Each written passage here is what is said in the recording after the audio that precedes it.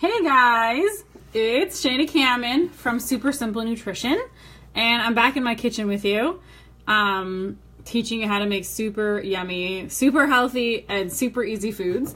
I'm a strategic nutritionist, which means that I teach my clients how to use super easy and really delicious foods as really effective medicine, meaning that I've helped all kinds of clients heal their hormones, boost their fertility, boost their metabolism, lose weight easily, heal their indigestion. Hey, Sarita.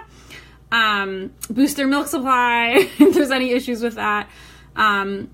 Basically teaching you how to, hey, Lala. Teaching you how to use really delicious and easy to make foods to make your body work really well. So if you're struggling with any kind of like PMS or anything like that, anything that you're just like, man, I'm tired of these headaches all the time, reach out to me. I'm happy to help you. And with that, let's make it. Okay, see, this is my Pyrex dish that we're going to cook it in. Look, does that look spotless and perfectly clean to you? It's not. I mean, it's clean. This is just like stains, but I want you to know, like, you don't have to, like, see, I'm like scraping at it. It's not going to come off. It's stained. I mean, I'm sure if I sat there and like scrub with like a wool thing, hey, Esty, maybe that would work, but I'm not going to do that. It looks like mine, exactly. It looks like the ones from people that actually use it. So, yeah, I'm leaning forward because otherwise look at the light. Kind of creepy. So I just want you to know, like, you can make really awesome things from like a kitchen that's not perfect and utensils that aren't perfect, and it's totally chill. Okay, so I'm going to make these and explain what makes them so awesome while we do that. So the first thing, and also the order doesn't really matter. You could do it upside down and backwards and it would still come out amazing. So first thing, as if it matters that it's first, is here's my fresh thyme. I actually freeze it. I just buy it fresh and then I put it in the freezer. You know what thyme looks like? Some of you experienced chefs are laughing, like, do I know what thyme looks like? Well, before I started making this, I didn't know what thyme looked like. Okay, thyme, okay. See that? It's like that. They're like little twigs with little leaves. Can you see that? It's a little blurry, right? And I just am throwing this, I'm just dropping them. Can you see that? Let me tilt the camera a little bit more down. Okay, I just like drop them. I'm gonna block the light so you can see better. There we go, okay. See, look, I'm so many talents, I can block the light at the same time. Just like dropping it in there so they're in the bowl. Boom. Then I have, okay, you're gonna love this hack actually, especially if you're a person that hates wasting food. Like, that's one of, I mean, I hate waste in general, any kind of waste. Like, I hate wasted potential. I hate wasting time. Just waste is like a hard thing for me. Steph, guys, Steph is my, I want to call you my sister-in-law. We can do that. Please just look at my like step-sister-in-law or something like that, but whatever. I love her. She's amazing. You know those people that you're like, man, I wish they lived close by because then we could really be best friends? That's how I feel about Stephanie. Anyways, so philosophical. Yes, you know I'm very philosophical. Okay, anyway, so for people that hate waste, like moi, you're gonna love this. So you know when you buy like awesome cherry tomatoes and they're like usually annoyingly expensive, and then like you eat a bunch of them and then they get mushy. Oh, you're welcome. They get like mushy halfway through and then you're like, oh, I can't believe I spent whatever, $2, $3, $4 on this like little box of tomatoes. I don't want to throw it away. Wah, wah, wah. But no one wants to eat a mushy tomato. So you're just like, ugh. And then next time you don't want to buy it. It's this whole like stupid cycle. So I never have to go through that anymore. Now I buy them. I don't worry about it. And then when they start to get soft, I put them in a Ziploc bag and put them in the freezer. And then when I make this dish, which happens almost every week, and whenever I don't, my regulars are like, hey, why didn't you make it? Especially my husband. He's a regular. Anyways, okay. So I put him in a Ziploc bag, and then when it's time to make it, I just pour them in. See? There's a lot of technique there in the toss. Let's see how it looks. It is... Okay. I can hold it right now. I don't know. That makes sense, right? Like that. Then, here's my pre-peeled garlic. You can also add... This one's not frozen, but I often... Like when I'll buy like 2 of these at once, or I'll buy like the huge bag from Costco, and then it goes bad. Yeah, it's so good, Russell. It goes bad before you use it all. So I freeze it, and then if you're cooking it, it doesn't matter. So I just throw some in there like that. Again, measurements don't really matter. like that. Boom. Now, you guys know I love this olive oil. I gotta flip it over so I can explain. Okay, I'll explain what makes all these things really awesome. But okay, first this olive oil. If you don't do well on olive oil, which is a very small minority, honestly, I'm just thinking about it because I learned this dish from my mom, who learned it from my uncle, giving him credit where credit is due. He's actually a phenomenal chef. Not like me. Like, he'll make these things that take like 75 steps. I'm like, hey, Katie. Katie's one of my best friends from, I want to say high school, but even earlier. Okay, it's exciting. This is like a whole reunion. Okay, anyway, so my uncle's like a real chef. He'll do those dishes that like you get in restaurants that like have 75 steps where you like chop it and then you saute it and then you transfer it to a new bowl and then you skim it, and like, I could never, and I'm just like, shoot me now. I love eating those foods. Anyways, this dish, though, is from him. So you know it's a good one. It just happens to be easy, but it's not, he doesn't do it because it's easy like I do. I do because it's easy and because it's delicious. But anyways, okay, so here, I'm just pouring in the oil. And, here, let me flip it over. Okay. That's what it looks like now. I just poured the oil. Oh, rotate my phone, Facebook says. Yeah, you're right, I can't do that. Can't rotate it. Okay, so, and then I just kind of like go like that to get it everywhere. And then, see my good salt? My real salt. This is what it looks like in the thing. Redmond's real salt. It's really good, just like the pink salt or the Celtic sea salt's also really good. Okay, then I just put a little on top. Honestly, it doesn't really need the salt. I just kind of do it. And now I'll tell you a little bit more about all these things. And then I just put it in the oven at like 350 for, I don't know, about an hour. But honestly, like sometimes if I'm cooking something else at 375, I just throw it in. Or even if I'm putting something at like 450, I'll just put it in. It doesn't matter. You might have taken it out obviously earlier then, but it's not like it'll get ruined. If you have bigger tomatoes, you can do the same thing, but just like cut it into pieces. And there is an argument that I think, honestly, I might like it from the bigger tomatoes cut up better. I think, too, it's sometimes, if they're good tomatoes, then it can be more flavorful. Sorry, the light's so weird now. I gotta lean forward more. That's good. Okay. If they're big tomatoes and they're tasteful, then I actually like it better just big and cut up. I cut it up into, like, the size of these tomatoes, though. Right? But this is so easy, I just wind up doing these mostly. Also, my kids like to like munch on these little ones, so I always have them lying around. Anyways, what makes it so good? Okay, so number one, I'm all over the place today. So if you're using the olive oil, amazing. This is an excellent olive oil because it is extra virgin, it's also organic, and it's third-party verified. What does that mean? It means that, unfortunately, there are some dishonest people in the world. I know it's shocking. I'm sure you've never encountered it. I hope that you never have. But it turns out that there are some people that are dishonest and they don't have necessarily other people's best interests at heart. And so there are some olive oil companies that are putting out olive oil and calling it olive oil and calling it extra virgin olive oil, but it's not. It's like soybean oil or canola oil, and they just add some like food coloring and some flavoring, and they're really good at it, and it tastes and looks like extra virgin olive oil, but health-wise, it's not. So I prefer to get olive oils that have been third-party verified, right? So it's not just Costco saying, yes, it's olive oil, because of course Costco's going to say it's olive oil. They have a third party, another like independent party, verify that it is. So there are other good ones.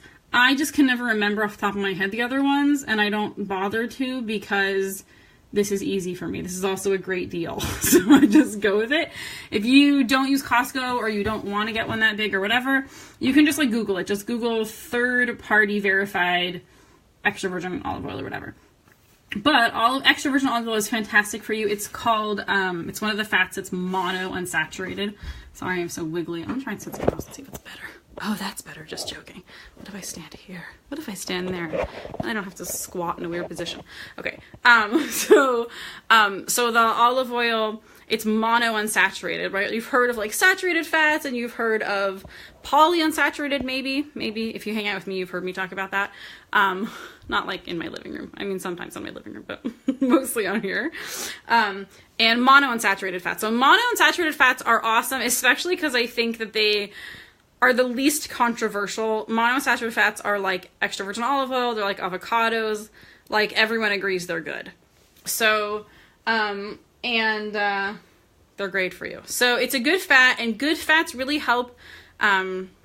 And say, why is it good for your heart? What did I say? Good for your heart, good for your mood, and good for metabolism. I'll try and get into why it's good for all those things, but I'll go through all the ingredients first and then say why they all are.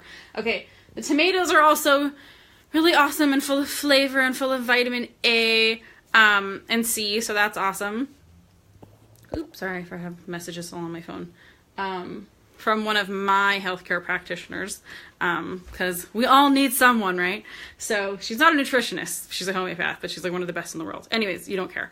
And then the garlic is, of course, antibacterial and antifungal.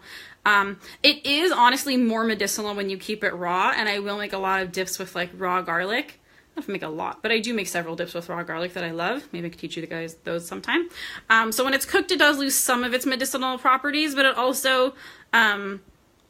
I'm not like a go for the gold type of person. I'm more like go for the silver, go for the bronze, because I find that when people, especially when it comes to health, when they try so hard to go for the gold, they wind up just like doing nothing. Like they're just like, oh, I'm only going to eat organic. So at the store, they won't buy anything at all because they're like, oh, the organic, sorry, I'm trying to find a place that the organic is so overpriced.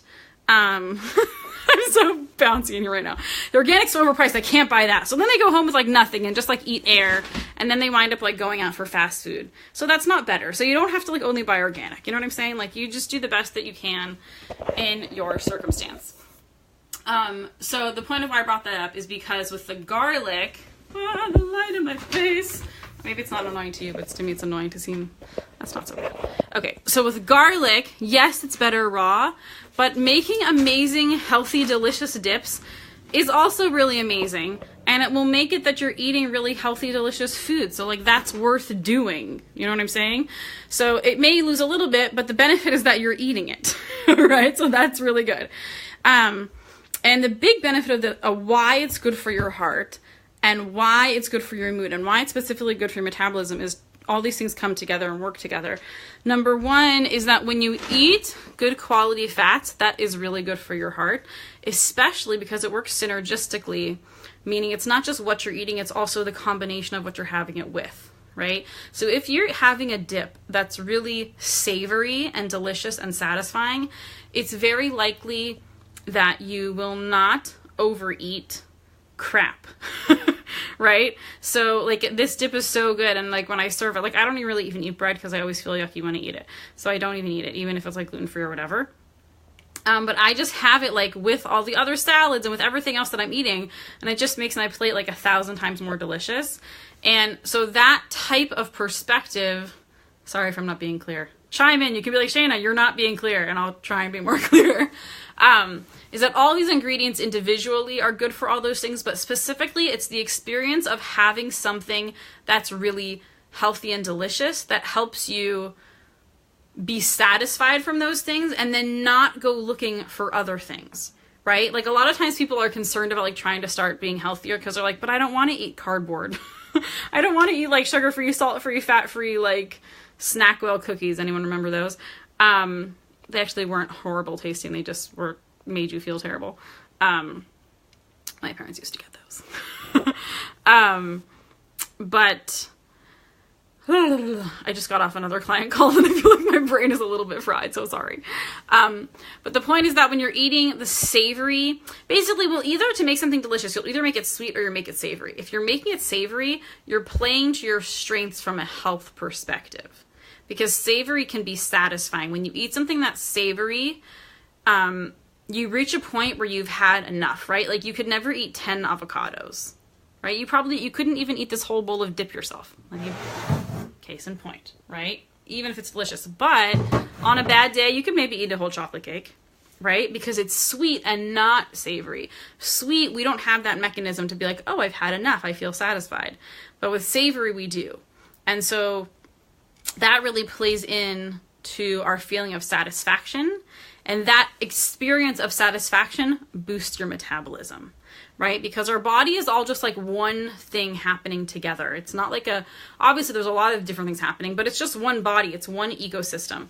And so when your body feels satisfied and safe and calm, that is a major boost to your metabolism, which is like the opposite if a person feels like unsafe or scared or like they're in danger, then their body goes into like fight or flight and shuts down their metabolism and just goes into like survival mode. So the opposite of that is like pleasure and joy. And like, that's why with my clients, so I don't like, even my weight loss clients, I don't like, they don't have to like exercise. Obviously some of them want to, and that's fine, and we'll talk about it. But one of the things I always say is if you're going to choose an exercise, choose something that you enjoy, because you will burn calories differently and you will affect your whole system very differently if it's something that you enjoy doing. Like the example that I always give that always makes me laugh is like, there's a park with like a nice track near my house. And like some runners are such amazing runners, and when they're running, it like may as well be like they're doing ballet. It's beautiful, and they just look graceful. They look in tune. They look like they're dancing. Like it's a beautiful thing, right? And some people look like they're being chased with a whip. Like they're just like, right? And they're like dragging themselves along, right? And like nothing is like symmetrical, and it just looks like they're like hating their life. And even though they're both running, their body is not having the same experience. They're not burning the same amount of calories. So the person who's running and loving it, and it looks like they're dancing, their body is in a state of joy, and their body feels safe, and their body feels safe to burn calories. So it's boosting their immune system, and it's boosting their metabolism, and it's boosting all the things you want it to. But if a person is running and they look like they're dying, right? I would argue that, obviously everything is individual and it depends. Like, to a huge extent, they're not really helping themselves because they're putting a tremendous amount of stress on their body. And their body is going into a place where they feel like, oh my God, this is so awful, right? As far as, they're being like chased, like their body doesn't know the difference between like running because you want to, even though it feels like crap, versus running because a lion's chasing you. So the body will go into like fight or flight. And so it's in flight right then running, right? And so when that happens, all the other systems in your body shut down to preserve your life, right? So your digestion shuts down, and your metabolism slows down, and your immune system slows down. Everything is just going to try and keep you going, even though you don't have the energy, right? And so the whole point of this is that the way that you experience your life, whether it's your exercise or your relationships or your food, like a dip like this, makes a big difference in the way that your body responds to it. It's not just the chemicals of what's in it, it's your relationship to it. Oop, another notification. Another client in 10 minutes. And so this dip in particular, one of the reasons I really like it is not only that it's delicious, but that it's savory and people enjoy that, and it's satisfying. It's not like, oh, that was delicious, but I just wish I could have 1,000 more and I can't. Like, people have this and they feel like, wow, I got enough. I feel really good. That was really satisfying to me. I feel satiated, right? So that's like a big bonus and a really good thing. If you guys have any more questions, let me think. Any more questions? Anything else I want to tell you? Oh, thyme. I mean, the thyme's just like amazing. Fresh herbs are just like rock my socks off. You can freeze the garlic. You know what else I want to tell you guys? Let people help you. Anytime someone's like, hey, how can I help you? Tell them. Come up with something that they can do to help. Like I mentioned, Friday nights, almost every Friday night we host a Shabbat dinner. And people ask, they come, they're like, we invite them, or they say, can we come? And we say, yeah. And then they're like, hey, what can I do to help? How can I help? What can I bring? I don't know if I've ever said, no, that's not true. I sometimes will say a bottle of wine if it's like close to Shabbat and I'm already all set. But very often it's like Wednesday or Thursday and I'm cooking, or I'm planning my menu in my head, and I'm like, oh snap, you know what? I'm going to be out of lettuce and I don't really want to go back to the store for salad or whatever. So I'll be like, hey, can you bring a bag of lettuce? That's actually helpful. You know what I'm saying? Like, let people help you. I'm thinking about this because the garlic in this, last week we had a friend of ours visiting from New York coming. And he, of course, said, what can I bring? And he was really funny. He's like, don't just say yourself. And I was like, I won't. I always tell people how they can help. And so I told him, I was like, you know what? I really wanted to make this tomato dip, but I only have like 10 little tomatoes left, and I don't have any garlic. Can you pick some up for me? He's like, sure. And I was like, awesome. I need it by like 1 o'clock on Friday, so I have time to make it still. And he's like, no problem. And so I'm just telling you that I do that, and I'm inviting you to do that in any area of your life, that when someone says, how can I help you? That you pause and you think, yes, how can they help me? What can they do that will make my life easier and better And then I can focus on things that I would rather do, like hang out with my kids for an extra hour instead of like going back to the store that I don't want to go to. So I think that's awesome. And if someone doesn't ask, tell them. Be like, hey, I'm so glad that you're coming. Can you bring this? Right? Like, do it. If someone's not asking what they can bring to your house, they probably need like a little education, and that's fine. It's not a fault of theirs, but you can teach them. Be like, hey, so happy to have you. Can you please bring some avocados? I'm out of avocados, but I love to make guacamole for dinner. Right? You can do that. So I'm telling you all my secrets. And I'm inviting you to take whatever feels good to you and works for you and apply it to your own life. And if you were coming this week, you could have this. I'm probably just going to put it in the fridge like that now and then put it in the oven tomorrow. But I can put it in the oven now and it'll be good. It stays good for like a week. And if you're so fancy and you want to put it in like those little mason jars like I showed in the picture, you totally can. I can tell you I've maybe done that 1 or 2 times because it's so good we always just finish it really fast. But if you're like ambitious and you want to make like a big batch and then put a bunch in the fridge, it'd probably last for a really long time, especially if you're like heavy on the oil. Look, see, I have these little jars. But like I said, I never use them. We just put it out and eat it. And then, like when I put it in the fridge, I just put like saran wrap on top, obviously once it's cold, not when it's hot. That'd be gross. So, I liked one more thing. I like to put it on the top of shelf of my oven because I find that it gets like a little roastier there versus the bottom. It doesn't roast as well. So there you go. That was the last tip. So I hope this was super helpful. I love you guys. If you have any questions, if you are tired of being tired, or whatever, whatever you feel like is just like holding you back. You want to be a better mom. You want to enjoy your life more. You want to have more energy. You want to like not get PMS anymore. I really invite you to like be like, okay, I don't have to live with that. I can make my life even more awesome because you can. And there's so many things you can do. And one of those things you can do is change your food. I, of course, am biased. Of course, I'm like, start there. But I really think it makes sense to start there, not just because I'm a nutritionist, but also because, like, we're all eating every day anyways, right? So, like, I think acupuncture is amazing. I think homeopathy can be amazing. I mean, I feel like a lot of things can be amazing. But you're not doing that every day anyways. With food, you're doing it every day anyway. So you can, like, learn a strategy now and have it serve you for the rest of your life. Like, have it make you, like, drastically and dramatically healthier for the rest of your life with just, like, a couple things that you implement now. So for me as a person who hates waste and loves, like, efficiency and effectiveness, like, in that way I love nutrition. I know I always say I'm, like, not a foodie, and I'm not. But I do love the effectiveness and the efficiency of what I do for myself and my clients and my family, because I'm like, it's so satisfying. Like, one little hack. I taught you 3 little things, and look, like, you feel so much better. All of your PMS gone away. Like, you used to have, headaches and migraines for like 5 years or 10 years, and now you don't. And it's just from like 3 things that I told you. Like, most of my clients are not making like dramatic shifts. Some of them, maybe a handful, but that's honestly much more unusual than, like, most of my clients are relatively kind of health conscious. Like, that's why they joined the group in the first place. That's why they're trying to call me in the first place.